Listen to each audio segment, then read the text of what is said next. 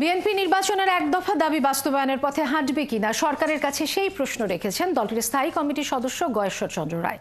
তার মতে সংস্কারের দায়িত্ব নির্বাচিত সরকারের হাতেই ছেড়ে দেওয়া উচিত। তার সেনাবাহিনীকে বিতর্কিত করে যারা বিদেশিদের ডেকে আনতে চায় জনগণকে তাদের বিরুদ্ধে সোচ্চার হতে হবে বলে মন্তব্য করেছেন দলের ভাইস চেয়ারম্যান বরকতুল্লাহ বুলু।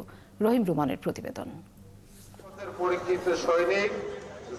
রাষ্ট্র কাঠামো মেরামতে বিএনপির ৩১ দফা সংস্কার প্রস্তাব নিয়ে জনসম্পৃক্তি বাড়াতে ও দলের চেয়ারপারসনের সুস্থতা কামনায় বিকেলে নয়াপল্টনে দোয়া মাহফিল ও গড় ইফতারের আয়োজন করে জিয়া মঞ্চ। সেখানে যোগ দিয়ে সেনাবাহিনীকে বিতর্কিত করে যারা বিদেশিদের বাংলাদেশে ডেকে আনতে চায় তাদের বিরুদ্ধে জনগণকে সোচ্চার হওয়ার আহ্বান জানান বিএনপির ভাইস চেয়ারম্যান বরকতুল্লাহ বুলু। এই সেনাবাহিনী হচ্ছে মুক্তিযুদ্ধের সেনাবাহিনী, অতএব এই সেনাবাহিনীকে বিতর্কিত করে যারা দেশের স্বাধীনতার সার্বভৌমত্বকে হুমকির মুখে ঠেলে দিতে চান, বিদেশিদেরকে ডেকে আনতে চান, তাদের বিরুদ্ধে আমাদের জনগণকে রুখে দাঁড়াতে হবে। আর সংস্কার নামে নির্বাচন বিলম্বিত হলে অন্তর্বর্তী সরকার বিপদ ডেকে আনবে বলে মন্তব্য করেন দলটির স্থায়ী কমিটির সদস্য গয়েশ্বর চন্দ্র রায়।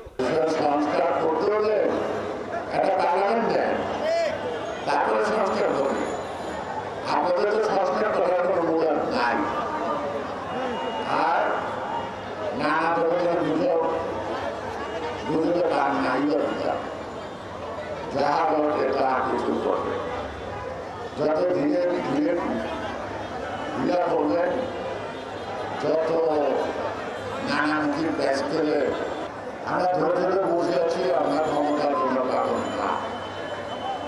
আমরা জনগণের মৌলিক অধিকার ভোটাধিকারের জন্য পাগল। দেশটার মানের জনগণ এইটা প্রতিষ্ঠিত করতে চায়। জনগণ এবং যাকে খুশি তাকে ক্ষমতায় বসাবে, এই অধিকার এই ক্ষমতাকে জনগণের হাতে তুলে দেওয়া হবে। এ সময় বিএনপি নির্বাচনের এক দফা দাবি বাস্তবায়নের পথে হাঁটবে কিনা সরকারের কাছে সেই প্রশ্নও রাখেন তিনি।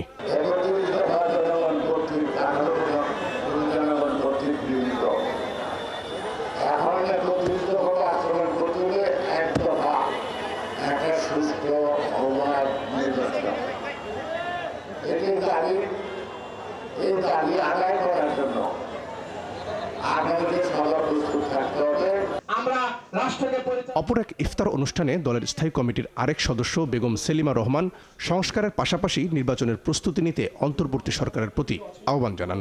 মানুষ 17 বছর যাবৎ কোনো ভোট দিতে পারে না, সেই ভোটের জন্য কি সরকার দরকার।